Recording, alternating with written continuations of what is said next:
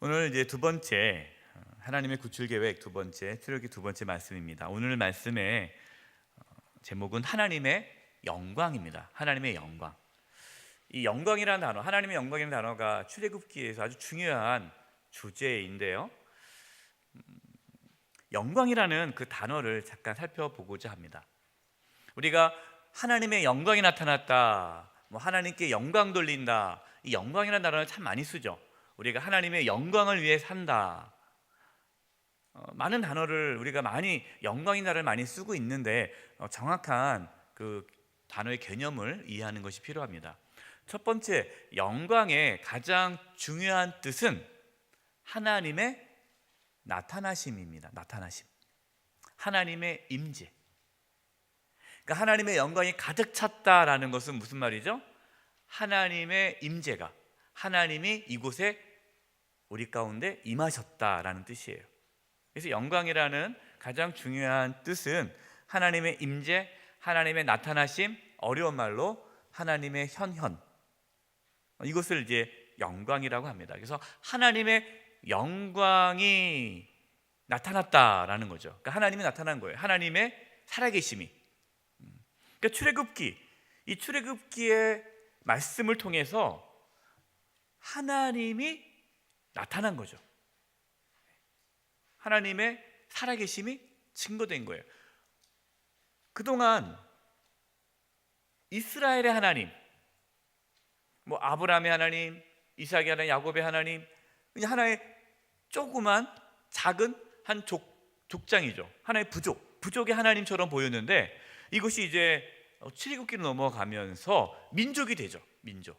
그럼 이스라엘의 하나님인데 출애굽기 말씀을 통해서 하나님은 이스라엘의 하나님이 아니라 모든 민족의 하나님임을 나타나게 되는 거죠.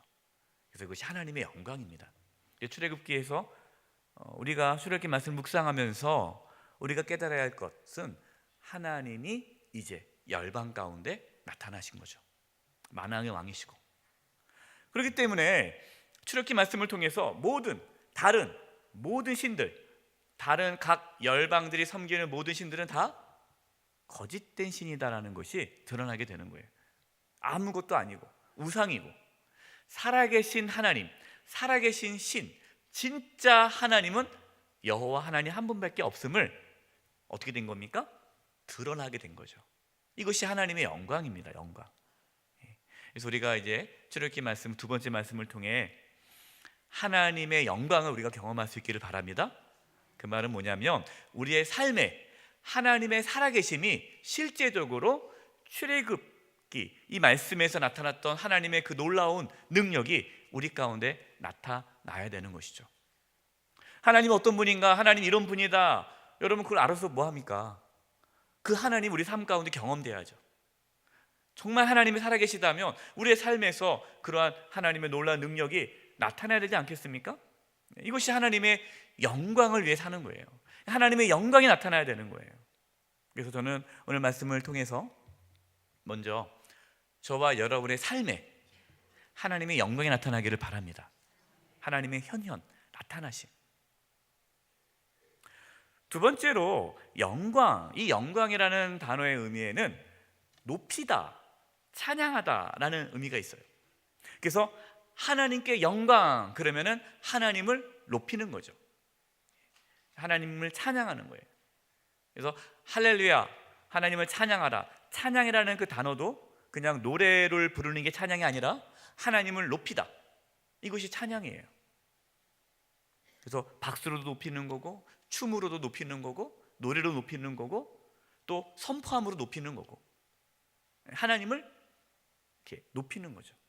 하나님이 하나님 되심을 나타내는 것, 이것이 하나님을 높이는 거죠.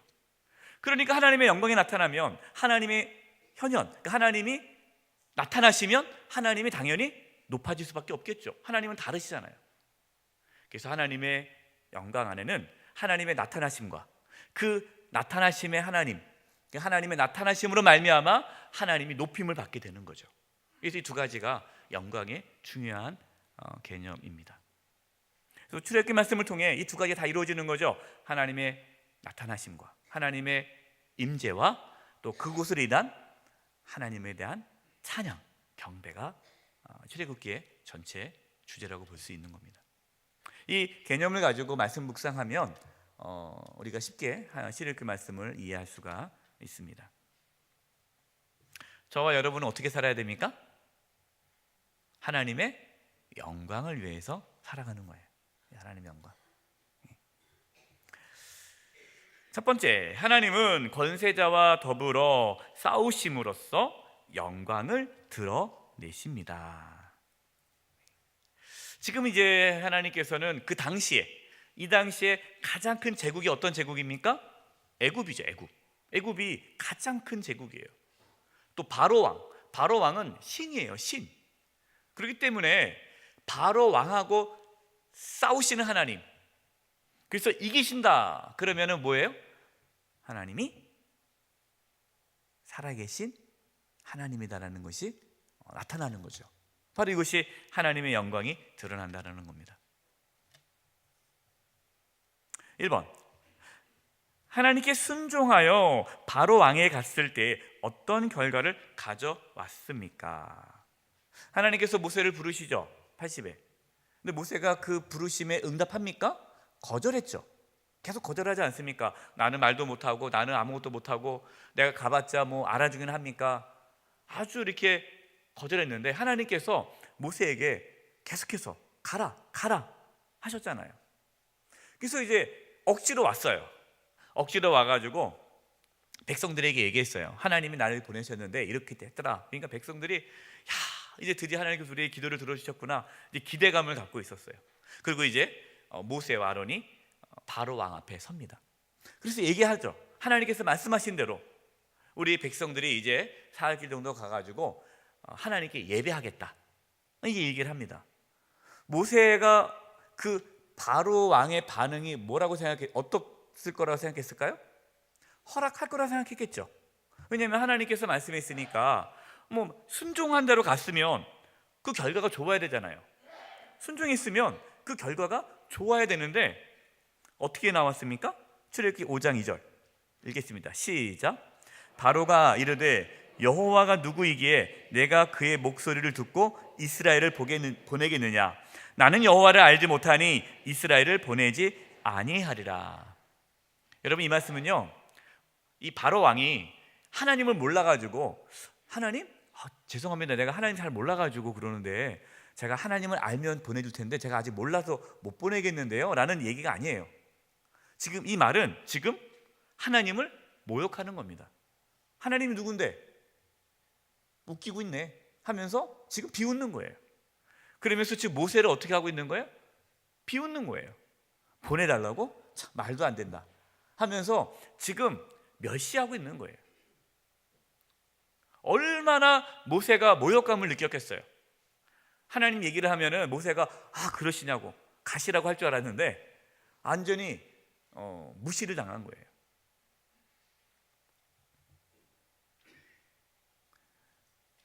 여러분, 모세가 기분이 어땠을 것 같아요? 힘들게 안 가겠다고 그렇게 했는데, 순종했는데 결국 그 순종의 결과가 뭡니까? 수치와 부끄러움과, 완전히 이게 모욕을 당한 거잖아요. 어디 그뿐입니까? 이스라엘 백성이 더 힘들게 됐어요.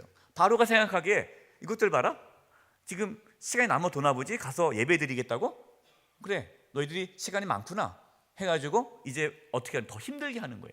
그전에는 벽돌을 만드는데 집을 줬어요. 지푸라기를 줬는데 이제는 지푸라기를 안 주는 거예요. 지푸라기를 너희가 이제 알아서 구해와서 벽돌을 만들어라. 대신 옛날과 벽돌 수는 똑같다. 여러분, 이건 얼마나 힘들겠어요. 벽돌만 만들어도 힘들어 죽겠는데 집을 또 가져와가지고 벽돌을 만들어야 되는 거예요.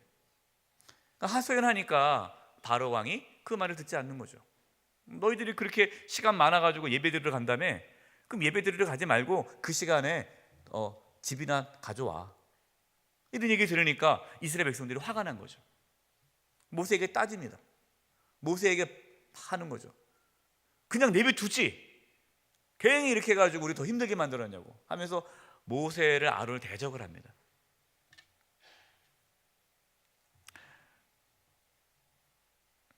여러분 혹시 내가 하나님 말씀에 순종했는데 그 결과가 잘 안 돼서, 아니 그 전보다 더 안 좋게 돼서 더 오히려 민망하거나 부끄럽거나 힘든 거 경험해 본 적 없으십니까? 분명히 내가 하나님 말씀에 순종하며 나아갔는데 결과가 안 좋게 되는 거죠. 그 우리는 그러잖아요. 하나님 나한테 왜 이러십니까? 아니 내가 뭐 한다고 했습니까? 하나님께서 하라고 했는데, 하라고 했는데 이렇게 하면 저 어떡합니까? 이런 말 나오지 않습니까? 저도 그런 적이 있어요. 모세도 이제 두 번째입니다. 예상치 못한 결과를 얻자 모세는 어떻게 반응하였습니까?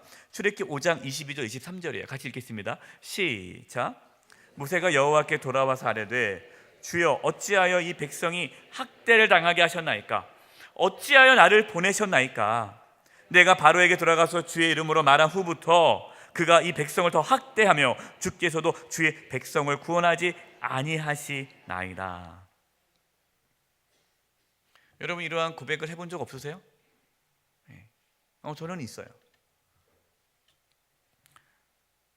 기도하고 어느 교회 부임했는데 너무너무 힘들어가지고요, 제가 그 교회에 이건 교회가 아니다 생각이 들어서 하나님께 하소연한 적이 있어요. 하나님 왜 저를 이곳에 보내셨습니까? 말씀 안 하시더라고요. 너무너무 힘들었어요. 제가 이제 그런 얘기를 많이 들어요. 개척하신 어떤 목사님이 저한테 속 얘기를 하는 거예요. 목사님 솔직히 너무 힘듭니다. 그래서 그 힘들었더니 다른 게 힘든 게 아니라 하나님께서 자기에게 분명하게 개척하라고 말씀을 주셔서 개척했다라는 거예요. 근데 지금 수십 년째 성도가 없는 거예요. 그게 너무 힘든 거죠. 자기는 하나님의 말씀에 순종해서 나갔는데 그러면 뭔가가 열매가 맺어야 될 거 아니에요. 근데 없는 거예요. 우리 삶에 여러분 그런 일이 있어요. 우리가 말로는 여러분 하나님 의지하십시오, 하나님 믿고 나아가면 잘 됩니다라고 그런 말씀을 듣지만 실제적으로 우리의 삶에 그렇지 않을 때가 너무나 많다는 거죠. 여러분 그럴 때 여러분 어떻게 하십니까? 모세처럼 따지시겠습니까? 따질 수 있죠. 세 번째, 순종함으로 고난을 겪었을 때 우리는 어떻게 반응해야 할까요? 베드로전서 2장 19절과 21절입니다. 부당하게 고난을 받아도 누구를 생각함으로? 하나님을 생각함으로 슬픔을 참으면 이는 아름다우나. 우리가 부당하게 고난을 받아요. 부당하게. 그러니까 자기가 잘못한 게 없어요. 내가 잘못한 게 아니라 하나님 말씀에 순종함으로 찾아오는 고난이 있다라는 거예요. 그럴 때 누구를 생각해야 됩니까? 하나님을 생각해야 됩니다. 하나님을 생각한다는 게 뭘까요? 하나님의 뭘 생각하는 겁니까? 선하심을 생각하는 거죠. 나는 아직 모르지만 하나님의 뜻이 있다. 지금 나는 괴롭지만 하나님의 뜻이 있다. 이거를 생각해야 된다는 거예요. 그래서 슬픔이 있죠. 고통이 있죠. 근데 그 슬픔을 어떻게 해야 됩니까? 참으면, 인내하면 이는 아름다우나. 그래서 제가 만약에 그때 뭐 교회 가가지고 너무 힘들어가지고 하나님 원망하면서 제가 그 교회를 뛰쳐나왔다면 아름답지 않았을 거예요, 저희 목회의 삶이. 그러나 그 가운데 하나님의 선하심을 믿고 내 감정적으로는 힘들지만 그러나 하나님의 선하심을 내가 믿고 견딘 거죠. 그랬더니 그 교회에서 사역이 아름답게 됐고 저희 삶에, 저희 목회 여정에 큰 유익이 됐다는 것을 저는 나중에 알게 된 거죠. 아마 여러분 다 경험하셨을 겁니다. 바로 그 얘기예요. 20절, 죄가 있어 매를 맞고 참으면 무슨 칭찬이 있으리요. 어떤 분들은 자기가 잘못하고 고난받은 거 가지고 이거 하나님께 나에게 주신 고난이라고 하는데, 여러분 하나님께 주신 고난하고 자기가 잘못해서 받은 고난하고 구분하셔야 돼요. 절대로 자기가 잘못해서 받은 고난을 하나님께 주신 고난이라고 하면 안 됩니다. 그러나 선을 행함으로 고난을 받고 참으면 이는 하나님 앞에서 뭐하다고요? 아름다우니라. 여러분 지금 하나님 말씀에 순종했는데 어떠한 고난이 찾아왔습니까? 순종했는데 예상치 못했던 어려움이 찾아왔습니까? 견딜 수 있기를 바랍니다. 그러면 그것이 하나님 앞에 아름다움이 됩니다. 21절, 이를 위하여 너희가 부르심을 받았으니 그리스도도 너희를 위하여 고난을 받으사 너희에게 본을 끼쳐 그 자취를 따라오게 하려 하시었느니라. 예수님께서 순종함으로 무엇을 받았습니까? 고난을 받으셨잖아요. 이것을 우리에게 보여주셨다는 거죠. 고난 받지 않는 것이 중요한 것이 아니라 내가 순종함으로 내가 고난을 받든 안 받든 그걸 통해서 하나님께서 영광 받는 것이 중요하다라는 것이죠. 두 번째, 하나님은 자기 백성을 위로하심으로써 영광을 드러내십니다. 자, 첫 번째, 하나님은 낙심한 모세에게 어떤 약속을 하십니까? 이제 이렇게 따지고 나니까 하나님이 모세에게 이렇게 말씀하세요. 출애굽기 6장 6절에서 8절입니다. 한 절 한 절 읽어가면서 나누도록 하겠습니다. 제가 읽겠습니다. 그러므로 이스라엘 자손에게 말하기를 나는 여호와라. 내가 애굽 사람의 무거운 짐 밑에서 너희를 뭐하며 빼내며 그들의 노역에서 너희를 건지며. 하나님께서는 지금 상황은 전혀 바로가 허락하지 않을 것 같은 상황이지만 하나님께서 말씀하시는 거예요. 내가 반드시 너희를 빼낼 것이다, 건질 것이다 라고 다시 한번 하나님께서 말씀하시는 거죠. 그러면서 구체적으로 어떻게 그 애굽에서 종로로 타고 있는 애굽에서 출애굽하느냐 방법에 대해서 말하는데요. 편팔과 여러 큰 심판들로서 너희를 속량하여. 여러분이 속량이라는 단어에 동그라미를 치세요. 볼펜 없는 분들은 눈으로 동그라미를 치세요. 속량, 중요한 단어이기 때문에 그래요. 이 속량이라는 단어에는 두 가지 의미가 있는데요. 속량, 첫 번째는 어떠한 값을 주고 사는 게 속량이에요. 그래서 하나님께서 우리의 죄를 속량하셨잖아요. 그럼 죄값을 치르신 거예요. 이걸 속량이라고 해요. 돈을 주고 사는 거죠. 뭔가 대가를 치르고 가져가는 거, 이게 속량이에요. 두 번째, 속량이라는 의미는, 단어는 어떤 의미냐,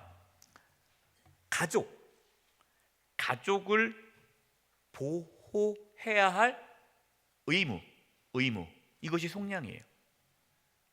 그러니까 너희를 속량하여 라는 것은 뭐냐면 하나님께서 너희는 내 아들, 딸이다, 내가 아버지다, 그렇기 때문에 너희를 내가 보호해야 할 의무가 있다.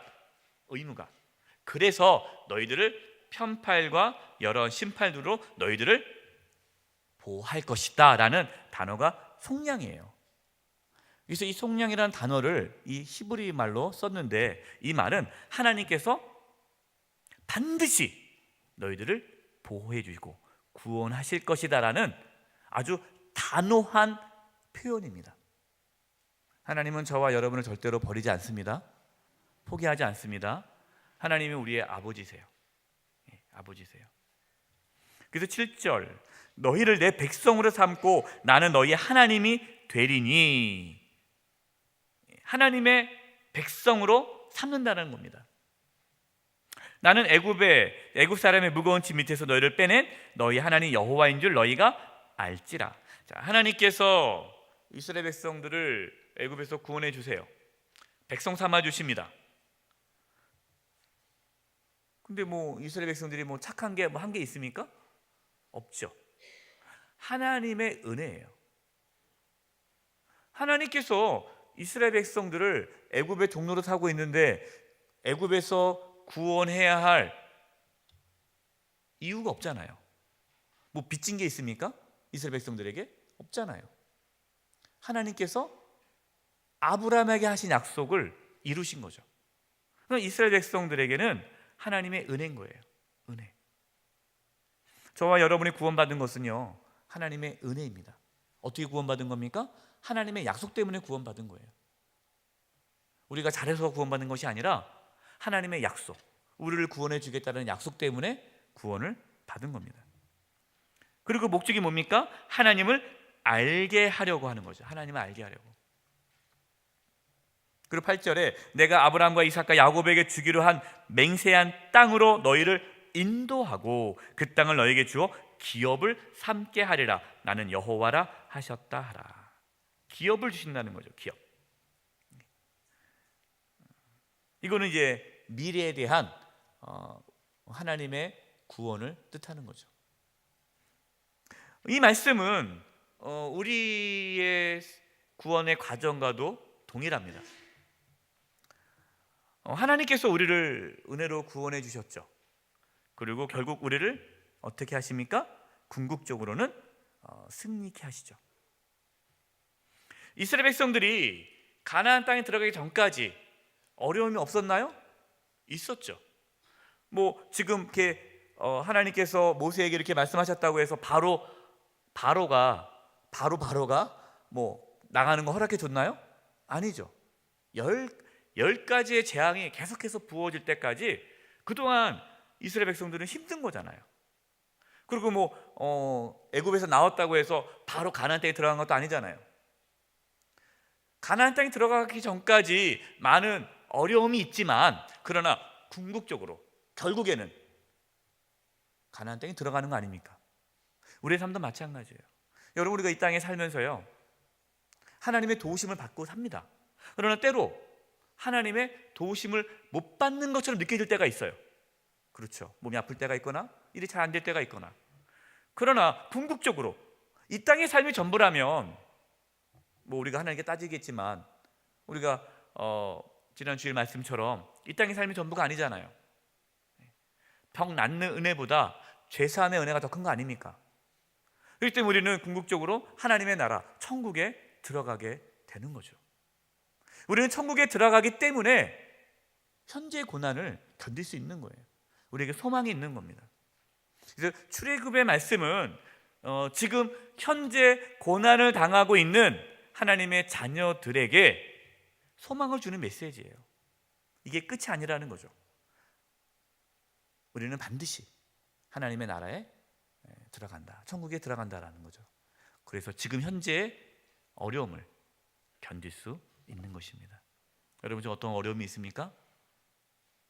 천국을 소망하며 하나님의 선하심을 믿고 하나님의 영광을 나타나기 위해 견딜 수 있기를 바랍니다. 그래서 이제 모세가 이 말씀을 듣고 다시 용기를 얻고 이스라엘 백성들에게 가요. 그래서 이제 하나님이 나에게 이런 말씀을 주셨습니다 라고 얘기했더니 이스라엘 백성들이 환영합니까? 듣지도 않아요. 무시합니다.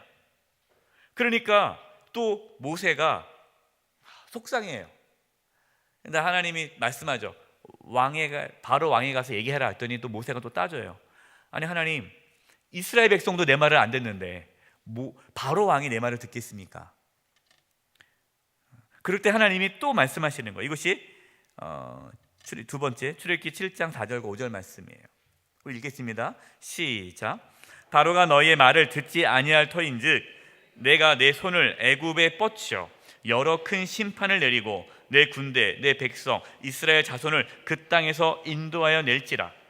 내가 내 손을 애굽 위에 펴서 이스라엘 자손을 그 땅에서 인도하여 낼 때에야 애굽 사람이 나를 여호와인 줄 알리라 하시매. 아멘. 이제서야 하나님께서 말씀해 주세요. 바로가 말 안 들을 거다. 말 안 들을 걸 알면서도 얘기하라는 거예요. 왜 그렇습니까? 하나님이 어떠한 분인지를 알게 하기 위해서죠. 바로가 말을 안 들을 거야. 그러나 너는 가서 얘기해. 여러 심판을 받은 후에 그리고 나서 너희들을 내보내줄 것이다. 내가 왜 그렇게 하는지 아니? 그 이유는 그래야 그들이 애굽 사람들이 또 애굽 사람뿐만 아니라 그 애굽이 강대국이라고 말했잖아요. 그러면은 이 아주 세계 뉴스예요. 세계 뉴스. 이 애굽에서 종로로 사는 이스라엘 백성들이 그들이 믿는 하나님이란 분이 10가지 재앙을 내려서 이렇게 나온다는 것이 그 당시에 엄청난 큰 뉴스 아니겠습니까? 목적이 뭡니까? 하나님의 목적은 애굽 사람들도 하나님을 알게 하는 데 있는 것이죠. 이것이 하나님의 영광입니다. 하나님의 관심은 애굽 사람들도 바로 왕도 하나님의 영광을 보기를 원한 것입니다. 하나님께서 이스라엘이라는 민족을 통해서 모든 열방이 하나님의 영광을 보기를 원한 것이죠. 하나님께서 저와 여러분을 구원하신 목적이 뭡니까? 우리만 예수 믿고 천국 가라고 우리를 구원해 주신 건가요? 아니에요. 우리를 통해서 하나님을 모르는 자들이, 예수님을 모르는 자들이 하나님의 영광을 보게 하는 것, 이것이 저와 여러분이 하나님이 저와 여러분을 구원해 주신 목적이에요.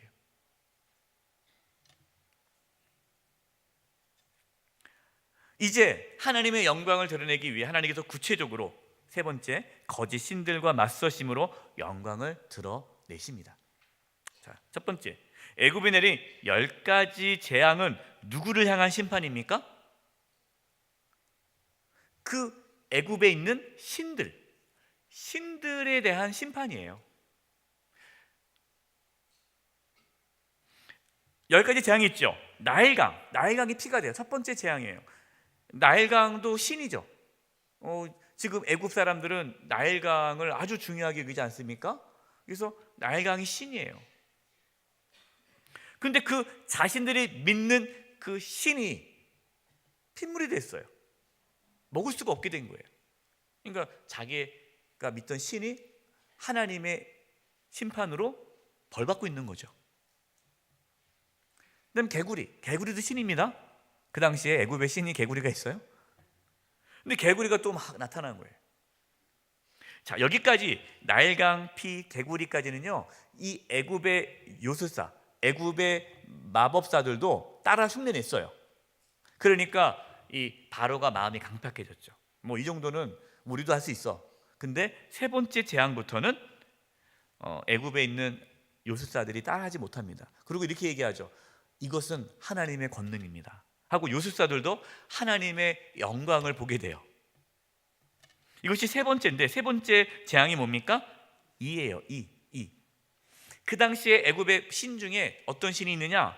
땅의 신이 있었어요. 땅의 신. 그래서 모세가 이 이를 어떻게 만듭니까? 땅에 있는 티끌을 해서 공중에 뿌리니까 이가 나타나가지고 막 사람들을 막 괴롭히는 거예요. 짐승들도.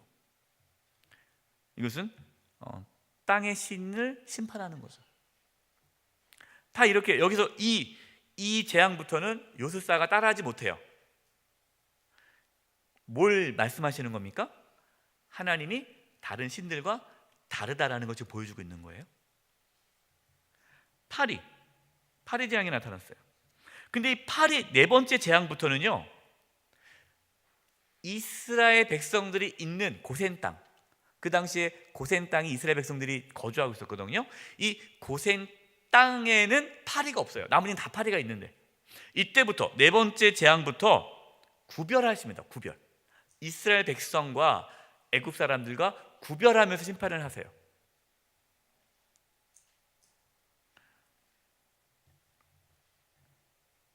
뭐 파리, 그다음에 가축의 죽음, 그다음에 종기, 우박은 이제 하늘의 신에 대한 하나님의 심판이고요. 뭐 우박이 내리니까 다 먹을 게 없어졌잖아요. 그래도 조금 남은 그것들을 메뚜기가 와가지고 다 쓸어가지 않습니까? 예. 이 메뚜기는 어떤 신에 대한 심판이에요? 예. 농업의 신, 농작물의 신. 그러니까 우리가 이 신을 잘 믿으면 풍년이 될 것이다 했는데, 아무리 숨겨도 하나님이 메뚜기를 보내니까 싹 사라져 버린 거예요. 흑암은 무슨 신이 대한 심판일까요? 태양신이죠. 태양신. 마지막에 장자의 죽음. 이 바로 왕의 아들 장자는 신의 후계자 아닙니까? 그러니까 뭘 지금 말씀하시는 거냐면, 지금 애굽에 있는 모든 신들이 다 거짓이다. 그리고 그 신들과 하나님은 다르다. 하나님의 영광을 나타내는 겁니다. 출애굽기 7장 17절 18절. 제가 읽겠습니다. 여호와가 이같이 이르노니 내가 이로 말미암아 나를 여호와인 줄 알리라. 예. 목적이 뭐라고요? 나를 여호와인 줄 알리라. 하나님이 이런 분이시구나, 이거를 깨닫게 하려고 재앙을 내리는 거예요. 내가 내 손의 지팡이로 나일강을 치며 그것이 피로 변하고 나일강의 고기가 죽고 그 물에는 악취가 나리니 애굽 사람들이 그 강 물 마시기를 싫어하리라 하라. 여러분, 우리의 삶에 혹시 이러한 거짓 신들은 없습니까? 우리가 다른 애국 사람들처럼 우상을 섬기지 않겠지만 또 우리의 삶에 하나님보다 더 의지하고 하나님보다 더 좋아하고, 이것만 있으면 내가 안전할 거야, 이것만 있으면 나는 괜찮아, 혹시 그러한 내가 만들어낸 내가 의지하고 있는 신들은 없습니까? 그럼 하나님께서 그 신들을 다 심판하십니다. 건강에 계속 건강을 이렇게 자신 있는 사람들은 하나님은 건강을 치시고요. 돈에 대해서 내가 이 정도 돈이 있으면 내가 뭐 두려울 게 없지, 이런 분은 하나님이 물질을 걷어가시는 거예요. 명예, 내가 이 정도 명예가 있으면 내가 이제 어디 가도 괜찮아, 이러한 교만이 있으면 하나님이 그 명예를 뺏어가시는 거죠. 하나님 우리를 괴롭히려고 하는 것이 아닙니다. 어떤 분들은 왜 하나님 다 뺏어갑니까? 라고 얘기를 하죠. 뺏어가는 게 아니에요. 하나님의 영광을 나타내시는 거예요.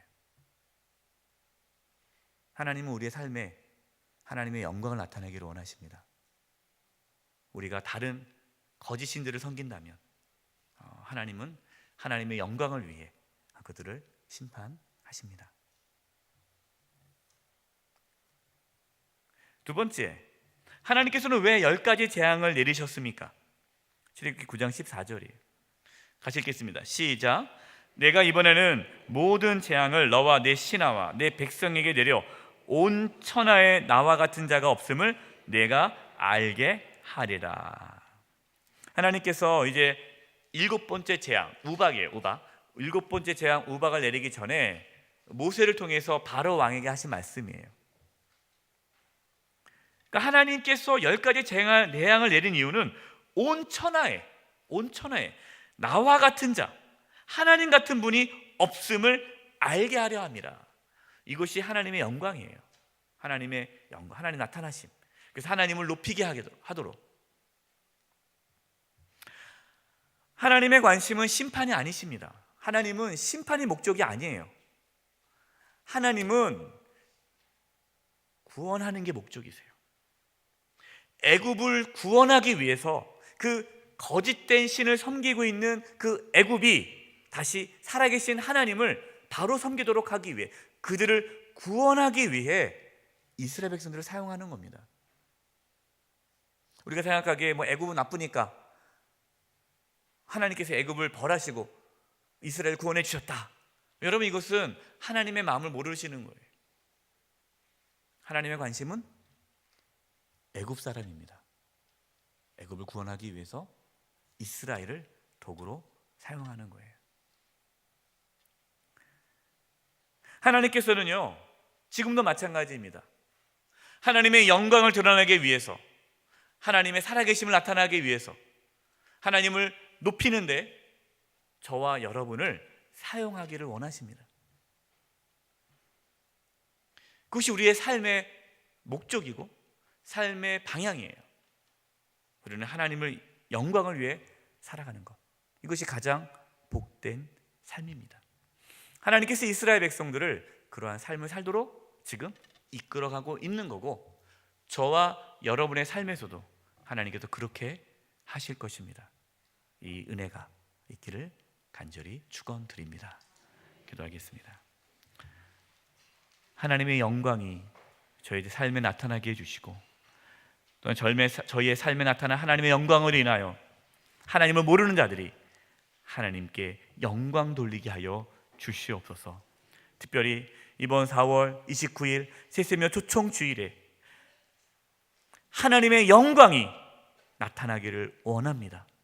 하나님을 모르는 300명의 영혼이 그날 하나님의 영광을 보게 하여 주시옵소서. 저희들을 사용하여 주옵소서. 예수님의 이름으로 기도드립니다. 아멘.